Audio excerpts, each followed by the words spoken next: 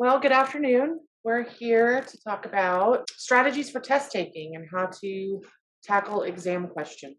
My name is Crystal and I'm an administrator and academic counselor with Student Disability Services. And this is my coworker, Abby May. She's going to be joining in here in just a little bit. But we just wanted to get started and maybe give you guys some strategies, some ideas that might help you as you move into more test taking, especially with midterms and then on into finals. But hopefully you can use these strategies for, years to come anytime you are taking a test. So we'll go ahead and get started. Just a couple of little funnies. That feeling when you take a test and you only know your name. I've been there several times. Not sure if that test was actually easy or I just did really badly. I've been there several times. This guy says on the day of the test, he used all of his test taking skills that his teacher was always talking about. So, pretty proud of himself. So, that's always good, especially Abby and I are former teachers. We always loved it when our kids would use their test taking skills. So, that's what we're going to talk about today. Hi, everyone. My name is Abby. I do have a background in elementary education. I taught for about 7 years in the classroom. We dealt with lots of testing with our students. I understand. I'm going to take this off since we're socially distanced, so I can make sure you can hear me. I understand the anxiety that comes with testing. I understand the pressures that come with testing, but it's just like any other skill that you work hard to improve. You can work hard to improve your testing skills, hopefully get a little bit more comfortable with those. That's what we did in my classroom. It was talking about breaking down the question, thinking about really understanding what the question's asking you, and then having a strategy to move forward and hopefully answer the questions correctly. So today we will discuss how to decode 3 categories of exam questions. And what I mean by this is trying to decide what the question is asking you, but also the level of difficulty of the question. There are generally 3 categories that questions fit into. So if you can kind of identify those, it kind of helps you to prioritize. It helps you to have a strategy to break down those questions, and then hopefully being able to understand the questions will help relieve a little bit of testing anxiety. But we are going to talk about 3 different types of exams as well as 3 different types of exam questions. So we're going to talk about problem solving and quantitative questions. So having to do with numbers, having to do with maybe a word problem or a short answer problem that you have to solve. We're also going to talk about multiple choice questions. I know that those are very prevalent, especially in college, when you can circle an answer and fill out a Scantron and professors can grade it super easy. But also, you're probably going to see quite a few essay questions during your college career. So we're going to talk about just some ways to go about tackling those. All right. So like I said, we're going to try to work on really understanding what the question is asking us. So what does it mean to decode a question? It means breaking it down, really looking at the stimuli, really looking at the stem, understanding what's being asked, because your responses should align with the type of question. Again, like I said, this will help you use your appropriate strategies, and feeling a little bit more prepared to understand what these questions are asking will help reduce testing anxiety, hopefully.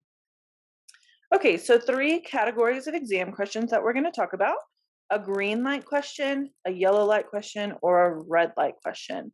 So we're going to use this traffic metaphor today because, it's something that we all do. We all get out on the roads. So hopefully it'll help you remember the strategy that we're talking about today. So a green light question is, pretty self-explanatory. It's going to be a go right ahead question. It's going to be a basic recall, factual questions, so their answers are straightforward. You either know the answer to these or you don't. So that's kind of like those easy ones that you can knock out pretty quickly and then leave some of the harder ones towards the end of the test. Now, don't get me wrong, some of these green light questions can be a little bit difficult. If you don't know the answer right away, flag it, mark it, highlight it, go back to it. Okay, don't spend all your time fretting over a green light question. If you don't know it, move on. A lot of times there might be hints in other questions that will kind of clue you into what the answer was on the question you were stuck on. Like I said, these kinds of questions are really just basic recall, and it's testing your ability to recall the information. So it may be a definition, it may be a formula, just something, it's just a black and white answer is what I'm trying to say. So to study for this type of question, recitation definitely helps, reciting things to yourself. You can do this with flashcards, you can quiz yourself with a partner. There's lots of cool apps and things like that. Quizlet, I know a lot of students have success with Quizlet and they use that quite a bit. You can, create your flashcards. You can search from search from a bank of flashcards and really study those green light questions that way. Can I interrupt real quick? Sure. I just wanted to point out, I'm sorry, guys, on the last slide and on this one, and probably on the next one, the little graphic that we used, for whatever reason, it worked on the computer downstairs, and now it's covering part of the words. So sorry about that. Thank you for pointing that out. So a yellow light question, just like you see with a yellow light, it is cue for you to slow down. Okay, it's not cue for you to race and try to beat the yellow. I do suggest slowing down on these questions. They're a little bit more detailed, but it's still going to be that either you know it or you don't. Often these are going to be those details from the green light questions, except they'll be combined to be all of these together. So like an amalgamation of some different details in one question. So similar strategies work for the yellow and green questions, but you will need to recall many ideas, concepts, or formulas for one question. So kind of keep that in mind when you come to a question that's asking you to put some of these ideas together, that you need to slow down a bit. You need to make sure you understand what it's asking you so that your answer can be appropriate for that type of question. And then these red light questions, these are the ones that are probably going to be worth a few more points. They're going to be the ones that are a little bit more difficult. And these are really going to require you to think critically. A lot of the times, this is where students get stumped, is that they can regurgitate the information, they can tell you all the definitions, but on the test, a lot of times professors want to see what can you do with that information. So you need to know the material being covered, but then you also need to step out on a limb a little bit and decide how to use that information in a new way, in ways you haven't used it yet. So this is not as concrete. It's not as black and white. You're having to make some inferences. You're having to draw some conclusions, synthesizing that information into a new idea or a new concept or a new answer. This question can be overwhelming. I know a lot of my students, when I was in the classroom, said, "Miss May, that one looked long. I just guessed. I didn't want to read it." And I was like, please don't do that. Read it, highlight key phrases, jot some notes in the margin. Keep in mind that some of this stuff may not have been directly covered in class, but that's part of where your creative thinking and your critical thinking comes into play for you to put those pieces together in a new way. So don't let that hang you up. Just know that that's coming, and kind of practice with arranging information and manipulating information. So to study for red light questions, maps, diagrams, there's lots of cool materials and resources available that are thinking maps or that are concept maps. Really think about what you learned in other classes. Think about your personal experience and kind of see how those ideas and that information flow together and relate to one another. All right, so now we're going to look at a link here that you can actually access within this PowerPoint. All right, so basically, if you do access this document, it is going to show you the tips and the tools that we just went over for green light, yellow light, and red light type questioning. But we want you to look at the second page right now. So we're going to look at that together. And we just want to show you what we're talking about when we talk about decoding. So when you see questions like this on your test, you'll be able to know kind of what to ask yourself when it comes to these kind of questions. So if you look at number 1, the question is, what is bootstrapping? Explain. And so we're going to ask you guys to kind of take a look at this on your own for just a minute. Decide whether you think it's a red light, yellow light, or green light type question, and why. And we'll give you, maybe 30 or 40 seconds. See what you can figure out, and then we're going to talk about it here in just a minute.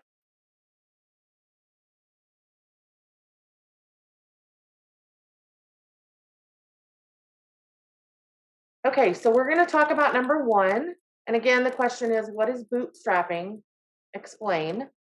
Is it a red, yellow, or green question, and why? So what I'm going to do now is one of our academic counselors, Elizabeth, is on, and I'm going to ask her to give us her thoughts as to what the question might be. Well, I definitely think it's between red or yellow since it's more of an open-ended question and you have to explain your reasoning. It's not like a yes or no or a multiple choice. And so, since it's more definition, I would probably lean towards yellow since it's not as complicated as a red, but you still have to give it that thought. Perfect. Okay, so we don't have an answer guide for this, but what we did is we kind of did some digging and some talking amongst Abby and I. And so my thought was also that it was yellow. And basically, it was what you just said because it is open ended. It's kind of a more difficult question. Not everybody is going to know what bootstrapping is. I certainly didn't. But Miss Abby pointed out that she thinks that it's green. And the reason she thinks it's green is because it's a definition question. It's straightforward. You can practice for this kind of question by using flashcards or recitation, that kind of thing. Now, the word explain does kind of, for me, put it between the green and yellow because it is kind of asking not necessarily your opinion, but not necessarily a straightforward definition from the dictionary. So somewhere between green and yellow. But I also will say that some of these also do depend on your perception. They depend on, hey, I'm a business economics major. I can tell you like that what bootstrapping is. If you're comfortable with the content, all of these questions may seem green to you. So do kind of keep that in mind. It does kind of depend on your perspective and things like that. And, it's kind of a valuable conversation to hear Elizabeth say, well, I thought it was red because it's open-ended and because it's explained, and for Crystal to have her kind of view on that. And so there's not a right or wrong answer necessarily. It's just kind of getting your mindset to understand so that you can start moving towards a correct answer. So focusing on that word explain, that's really big. We're going to talk about that here in a little bit with our essay questions. Got to follow the instructions in the STEM. And so it may be enough just to write the definition. You may need to do a little bit deeper than that. It depends on the subject, depends on the content, really. So good conversation. Okay, so look at number two, and it says a regression equation for y equals handspan centimeters and x equals height inches is expressed with the following formula. Average height equals 51.1 plus 0.7 handspan. So the actual question here is interpret the slope of 0.7 in terms of how height changes as handspan increases. So think about that one for a few seconds. Would that be red, yellow, or green? And also, I'd like to know the answer. So get going on your math. Just kidding. I have no idea.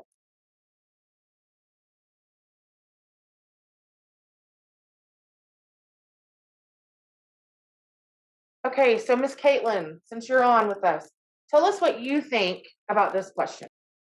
I personally really enjoy math, and I'm kind of viewing this as a green because I can study my slope equation with a formula and I can just kind of plug in the numbers and do the problem. But I could definitely see how this could also be a yellow because you want to be slow, make sure you're putting in the right numbers and interpreting it properly. Exactly. So when we were looking at these, we thought for sure this would be a yellow, but as we talk, and as you just pointed out, you're really comfortable with math and you're a math person. And so for you, this is going to be green probably, because like you said, you can practice these things and study these things, but it does come down to probably a yellow, just because you do have to slow down. You may not know this right off the bat, you have to work it out and things like that. And so interestingly, just like we've said, it's going to vary from person to person, but it's more than likely a yellow. So on number three, we're going to kind of fly through this one. Use Weber's definition of power to explain the rise of Al Qaeda in the 21st century. So this one is definitely red, and that was interesting to me, just because I thought, oh well, it's yellow. Somebody probably knows this. But if you really look at the question and dissect it, it's not asking you just to find the definition. It's asking you to use Weber's definition of power and explain the rise of Al Qaeda in the 21st century. And so you're not finding the definition of power. You're using the definition of power to explain the rise of that group. And so this one is definitely one of those that is more difficult because you do have to put a lot of thought and effort into this. But again, you may feel comfortable with the content and maybe it's more of a yellow for you. Right. But it's just that manipulation of information. All right. So moving on, next we're going to talk about problem solving and quantitative questions. So these are going to be your questions that have to deal with an actual word problem or an actual question of just numbers. So as you work on these problems, remember, you do want to let yourself be stuck. And we do mean that. The research shows that you need to get your stuck muscles stronger so that you know what to do on tests when you do feel stuck. And so it's okay if you are on a question and you feel, oh, I don't know what to do next. That's okay. Be stuck. Don't sneak a peek at the answer if you get stuck. Just keep trying. I know answers aren't usually available on tests, but even on like practice tests or on homework that you might have, sometimes there's answers at the back. Don't sneak a peek. Be stuck for a while, try to work it out, and then check your answer only after you put anything down, okay? Don't leave anything blank. Think partial credit. A lot of your professors are willing to give you at least partial credit, which is better than no credit, because they appreciate the effort that you put in and they see that you have tried. So if you freeze when you get stuck on a hard problem, instead of shutting down, use these strategies to move through those things that are sticky. All right, so next, let's talk about multiple choice tests. Of course, these are going to be probably more than likely the tests that you guys are really taking. I know you have several different kinds of tests, but multiple choice tests seem to be the most popular. So when you're taking a multiple choice test, always, first and foremost, read the stem. And the stem is like the absolute meat and potatoes of the question. Make sure you understand what the question is asking.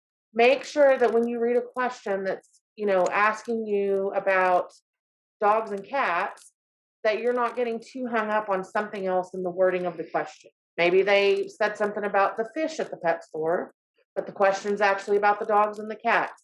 Don't get hung up on the fish. Read the stem and understand what the question's asking. Second, try to come up with the correct answer. It's going to help you rule out those choices that are similar to the correct answer. A lot of times they want to trick you and they're going to put answers that are similar to each other. So if you can try to come up with the correct answer, that's going to help you rule out the ones that you don't need. Third, look for clues. The correct answer must make sense grammatically. Of course, it must make sense just in the grand scheme of things, but also grammatically. If a question is asking you something where you know the answer needs to be in a plural form, then don't select an answer that's in a singular form, okay? So look for those kind of clues. Eliminate your clearly incorrect answers. If you know in your gut that something is incorrect, eliminate it, mark it out. And then lastly, always go back to items you were unsure of. Whether you need to star it or circle it or mark it somehow, if you're unsure of a question and you answered it, but you're still unsure of it, mark it and go back to it. You'll often find that in other questions through the test, there were clues for that one that you were unsure of. So this additional strategies to consider, this is a little video that we put in. We are actually running really short on time. So we're going to leave that. It will be in the presentation and feel free to watch it. It's a cute little 3-minute video. Okay, so so far we've talked about quantitative and problem solving tests, and we've talked about multiple choice tests. So another common type of test or test question is going to be your essay type questions. So definitely I would take a little bit of time right at the beginning and look through them. I would kind of see how many they're worth. I would see what I felt the most comfortable with, and I would prioritize in that way. So if I know number one, forwards and backwards, either you could leave it to the end, you may start with it, get it out of the way, build up some confidence, and then move on to the little bit of harder ones. But do kind of consider those things when you're starting. You don't have to go in order. Do read the directions carefully. A lot of times points are lost just for a simple step in the direction, like you must cite your sources in this way, or you must make sure it is this format.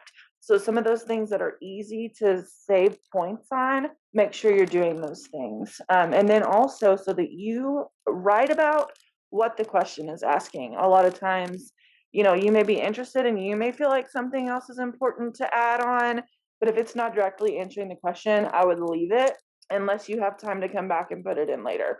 So what I would do is decide on your argument. So I'm definitely for this, or I'm definitely against this, and jot down your supporting evidence. So your topic sentence, your main idea, jot down a few ideas that support it. I would call this a brain dump with my students. Jot down everything you can think of that you might want to add, put a star beside the most important things, and then you can make a quick outline just to kind of organize your thoughts and your arguments out to the side. Just bullets 1, 2, 3, 4. This is what I'm going to write about. Then go ahead and get started and try to make your point right away. Especially on these timed exams, you don't have time to do a big flourishing introduction. Get to your point quickly so that way, should you run out of time, you've at least answered the question. And then go back and proofread if you have time. So like I said, we have some words to watch for. Kind of when we were going back to those green, yellow, and red questions, looking at the bootstrapping question. This is just words to watch for in essay questions, and it defines them for you. So like we said, that word, what was it? Explain. Make an idea clear. Show logically how a concept is developed.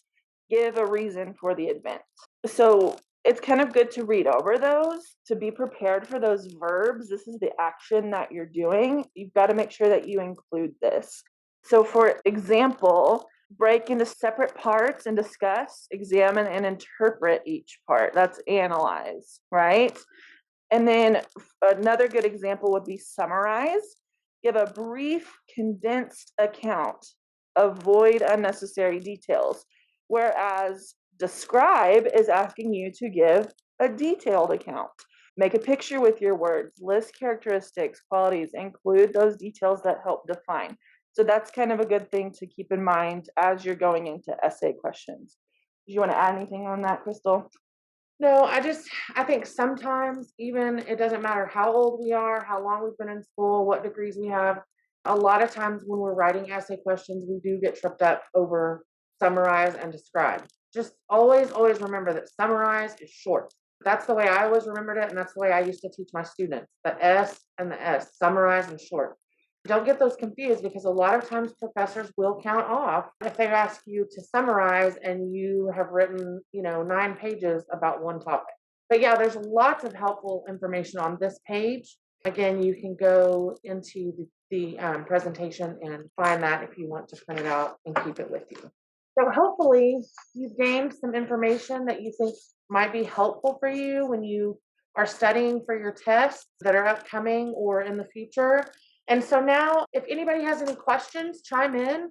We'll be here a few minutes to answer those. You can type it in the chat box if you'd like, or if you want to raise your hand or anything like that, we will be here for a few minutes. And then on that very last slide that we have, it is the website that we use to find this information. It all came from Cornell University. They've got some good points, and there's kind of some other tools on the side about different types of tests, how to study for those tests, things like that. So that's definitely a good website for you to check out later on whenever you have time to kind of review that. We appreciate you guys joining us today. There's also a link to a survey that Elizabeth sent out, or she will send out, just because we are here for you guys and we want to know what you want to learn about. So if there's any other topics or ideas that you would like us to do a presentation on, we'd be happy to do the research and kind of gather some materials so that we can help you with things that you're finding challenging. If there's no questions, we're going to go ahead and log off. Again, I'm Crystal Fuqua, and this is Abby May that was with me, and we are located in the SDS office. So if you ever have any questions for us, just let us know. Thank you very much.